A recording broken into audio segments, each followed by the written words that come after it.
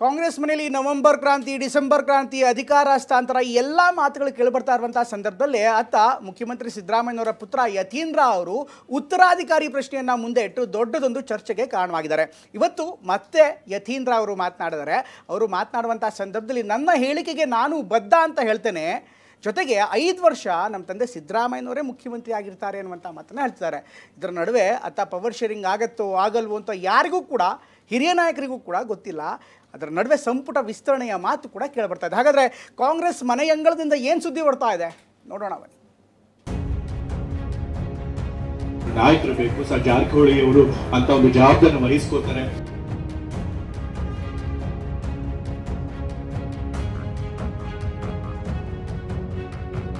ಕಾಂಗ್ರೆಸ್ನಲ್ಲಿ ಉತ್ತರಾಧಿಕಾರಿ ಯುದ್ಧ, ಸೈದ್ಧಾಂತಿಕ ಟಚ್. ಸೈದ್ಧಾಂತಿಕವಾಗಿ ಮಾತಾಡಿದ್ದೀನಿ ಅಂತ ಹೇಳಿದ, ಅದು ಆಡಳಿತಾತ್ಮಕವಾಗಲ್ಲ, ಸೈದ್ಧಾಂತಿಕವಾಗಿ ಅವರು ಹೇಳಿಕೆಯನ್ನ ಕೊಟ್ಟಿರೋದು. ನನ್ನ ಮಾತಿಗೆ ಈಗಲೂ ಬದ್ಧ ಎಂದ ಸಿಎಂ ಪುತ್ರ ಯತೀಂದ್ರ. ನಾನು ಹೇಳಿದೊಳಗೆ ಯಾವುದೇ ತಪ್ಪು.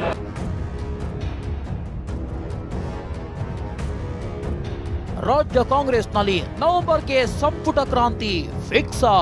ಪಕ್ಷದ ವರಿಷ್ಠರು ಹೇಳಿದ್ದಾರೆ, ನಾವು ಸೂಕ್ತ ಸಂದರ್ಭದಲ್ಲಿ ಅವಕಾಶ ಕೊಡಬೇಕಾಗುತ್ತೆ. ಯತೀಂದ್ರ ಸಿಡಿಸಿದ ಉತ್ತರಾಧಿಕಾರಿ ಬಾಂಬ್ ಕೈ ಮನೆಯಲ್ಲಿ ಕೋಲಾಹಲ ಅಂತೂ ಸೃಷ್ಟಿಸಿದೆ.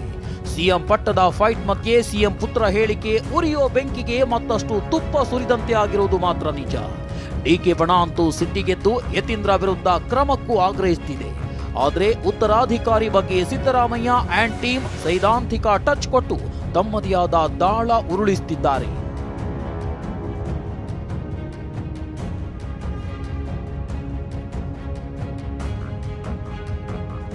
ಸದ್ಯದ ಪರಿಸ್ಥಿತಿಯಲ್ಲಿ ಯತೀಂದ್ರ ಹೇಳಿಕೆಯನ್ನ ಸಿದ್ದು ಬಣ ಏಕಾಏಕಿ ಒಪ್ಪಿಕೊಳ್ಳೋಕೆ ಆಗಲ್ಲ. ಒಂದು ವೇಳೆ ಬಹಿರಂಗವಾಗಿ ಒಪ್ಪಿಕೊಂಡ್ರೆ ಪಕ್ಷದಲ್ಲೇ ಅಸಮಾಧಾನದ ಬೆಂಕಿ ಮತ್ತಷ್ಟು ಧಗಧಗಿಸಬಹುದು. ಡಿಕೆ ಬಣ ಕೂಡ ಸಿಟ್ಟಿಗೇಳಬಹುದು. ಹೀಗಾಗಿ ನೇರವಾಗಿಯೇ ಯತೀಂದ್ರ ಹೇಳಿರೋದು ಸರಿ ಅನ್ನೋದೇ ಸೈಲೆಂಟ್ ಆಗಿಯೇ ಸೈದ್ಧಾಂತಿಕ ಅಸ್ತ್ರ ಪ್ರಯೋಗಿಸಿದ್ದಾರೆ. ಯತೀಂದ್ರ ಕೇಳದೆ ನಾನು, ನೀನು ಏನಂತ ಹೇಳಿದ್ಯಾ ಅಂತ. ಅದು ಹೇಳಿದಾಗ ಯತೀಂದ್ರ ಹೇಳಿದ್ದು ಸೈದ್ಧಾಂತಿಕವಾಗಿ ಮಾತ್ರ ಮಾತಾಡಿದ್ದೀನಿ, ಇಂಥವರೇ ಮುಂದೆ ಮುಖ್ಯಮಂತ್ರಿ ಆಗಬೇಕು ಅಂತ ಹೇಳಿಲ್ಲ ಅಂತ ಹೇಳಿದ್ರು ಸರ್. ಹಾಗೆ ಇದ್ರು ಸರ್ ಯತೀಂದ್ರ ಅವರ ಹೇಳಿಕೆ ವಿಚಾರಕ್ಕೆ ಸಂಬಂಧಪಟ್ಟಾಗೆ ಈಗ ಮಾನ್ಯ ಮುಖ್ಯಮಂತ್ರಿಗಳು ಅದ್ರ ಬಗ್ಗೆ ಆಗಲೇ ಸ್ಪಷ್ಟೀಕರಣ ಕೊಟ್ಟಿದ್ದಾರೆ. ಅದು ಆಡಳಿತಾತ್ಮಕವಾಗಲ್ಲ, ಸೈದ್ಧಾಂತಿಕವಾಗಿ ಅವರು ಹೇಳಿಕೆಯನ್ನ ಕೊಟ್ಟಿರೋದು. ಅದರಲ್ಲಿ ತಪ್ಪೇನಿದೆ? ಎಲ್ಲರೂ ಅದೇ ಹೇಳ್ತಾ ಇದ್ದಾರೆ. ಇಲ್ಲ ನೋಡಿ, ಯಾರೇ ನಾಯಕರು ಇರಬಹುದು, ಆ ನಾಯಕತ್ವ ಬೆಳಿಬೇಕು ಅಂದರೆ ಸಮುದಾಯಗಳು ಆಕ್ಸೆಪ್ಟ್ ಮಾಡಬೇಕಲ್ಲ. ನಾನು ಹೇಳೋದ್ರಿಂದ, ಬೇರೆಯವ್ರು ಹೇಳೋದ್ರಿಂದ ಎಲ್ಲ. 5 ವರ್ಷ ಸಿದ್ದರಾಮಯ್ಯನೇ ಸಿಎಂ ಎಂದ ಯತೀಂದ್ರ. ಸಿದ್ದರಾಮಯ್ಯ ಉತ್ತರಾಧಿಕಾರಿ ಬಗ್ಗೆ ಸ್ಪಷ್ಟನೆ ಕೊಟ್ಟ ಎಂಎಲ್ಸಿ ಯತೀಂದ್ರ, ನಾನು ಏನು ಹೇಳಬೇಕೋ ಎಲ್ಲವನ್ನೂ ಹೇಳಿದ್ದೀನಿ, ನನ್ನ ಹೇಳಿಕೆಯಲ್ಲಿ ಯಾವುದೇ ತಪ್ಪು ಇಲ್ಲ ಅಂತ ಅಂದಿದ್ದಾರೆ. ನಾನು ಇದ್ರ ಬಗ್ಗೆ ಇನ್ನೇನು ಹೇಳಕ್ ಇಷ್ಟಪಡೋದಿಲ್ಲ. ಏನು ಹೇಳಬೇಕು ಹೇಳಾಗಿದೆ, ಏನು ಸ್ಪಷ್ಟನೆ ಕೊಡಬೇಕು ಕೊಟ್ಟಾಗಿದೆ. ಅನಗತ್ಯವಾಗಿ ಮತ್ತೆ ಇದನ್ನ ಡ್ರ್ಯಾಗ್ ಆನ್ ಮಾಡಿ ಕಾಂಟ್ರವರ್ಸಿ ಕ್ರಿಯೇಟ್ ಮಾಡಕ್ಕೆ ಇಷ್ಟ ಇಲ್ಲ. ಸೊ ಈ ವಿಚಾರವಾಗಿ ಮತ್ತೆ ನಾನು ಏನು ಮಾತಾಡೋದು ಕೊಟ್ಟಿರ್ಲಿ, ಯಾರು ಏನೇ ಮಾಡಲಿ, ನಾನೇನು ಮತ್ತೆ ಇದ್ರ ಬಗ್ಗೆ ಮೀಡಿಯಾದಲ್ಲಿ ಮಾತಾಡೋಕೆ ಇಷ್ಟಪಡೋದಿಲ್ಲ. ನಾನು ಹೇಳಿದೊಳಗೆ ಯಾವುದೇ ತಪ್ಪು. ನಾನು ಅದಕ್ಕಾಗಲೇ ಸ್ಪಷ್ಟನೆ ಕೊಟ್ಟಿದ್ದೀನಿ, ನಾನು ಹೇಳಿಕೆ ಏನು ಕೊಟ್ಟಿದ್ದೀನಿ ಅದ್ರೊಳಗೆ ಯಾವುದೇ ತಪ್ಪಿರಲಿಲ್ಲ ಅಷ್ಟೇ. ಸರಿ, ಈಗಿನ ಪರಿಸ್ಥಿತಿಯಲ್ಲಿ ಖಂಡಿತ ಸಿದ್ದರಾಮಯ್ಯ 5 ವರ್ಷ ಕಂಪ್ಲೀಟ್ ಮಾಡ್ತಾರೆ. ಇನ್ನು ಸಿಎಂ ಬದಲಾವಣೆ ಬಗ್ಗೆ ಕಾಂಗ್ರೆಸ್ ಸಚಿವರು ಹೀಗೆ ಹೇಳ್ತಿದ್ದಾರೆ. ಆಮೇಲೆ ಇದ್ರ ಬಗ್ಗೆ ಏನ್ ಮಾಡಬೇಕು ಅನ್ನೋದು ಪಕ್ಷದ ವರಿಷ್ಠರು ತೀರ್ಮಾನ ಮಾಡ್ತಾರೆ. ಅವ್ರ ಗಮನದಲ್ಲಿ ಎಲ್ಲ ಇದೆ. ನೀವು ಹಿಂದೆ ಕೆಲವು ಸಂದರ್ಭಗಳಲ್ಲಿ ಪಕ್ಷದವರು ಕಟುವಾಗಿ ನಿಲುವು ತಗೊಂಡಿರೋದನ್ನು ಕೂಡ ತಾವೆಲ್ಲ ನೋಡಿದೀರಾ. ಅದು ಸಮಯ ಬಂದಾಗ ವರಿಷ್ಠರು ಯೋಚನೆ ಮಾಡಿ ಅದರ ಬಗ್ಗೆ ತೀರ್ಮಾನ ತಗೊಳ್ತಾರೆ. ಯಾವ ಅರ್ಥದ ಹೇಳಿದ್ದಾರೆ?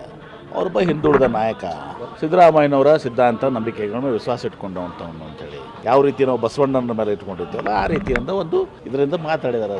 ನಾನು ಮತ್ತೆ ಅದನ್ನೇ ರಿಪೀಟ್ ಮಾಡೋಕ್ಕೆ ಹೋಗೋದಿಲ್ಲ.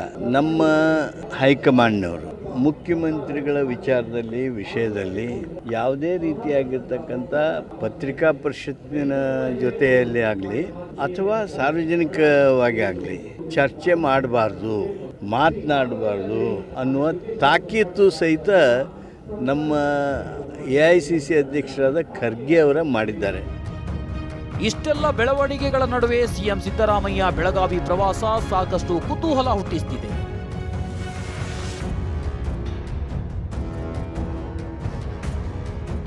ಮೊನ್ನೆಯಷ್ಟೇ ಬೆಳಗಾವಿಯಿಂದಲೇ ಯತೀಂದ್ರ ಸಿದ್ದರಾಮಯ್ಯ ಸತೀಶ್ ನಾಯಕತ್ವದ ಬಗ್ಗೆ ಮಾತನಾಡಿದ್ದು. ಇದೀಗ ಸಿಎಂ ಸಿದ್ದರಾಮಯ್ಯ ಕೂಡ ಬೆಳಗಾವಿ ಪ್ರವಾಸ ಕೈಗೊಂಡಿದ್ದಾರೆ.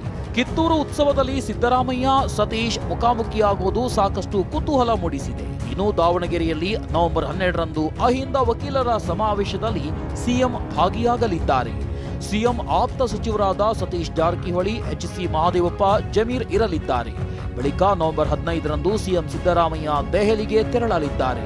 ಮುಂದೆ ಮಹತ್ವದ ಬೆಳವಣಿಗೆ ನಡೆಯುತ್ತಾ ಅನ್ನೋದು ಕಾದು ನೋಡಬೇಕಿದೆ.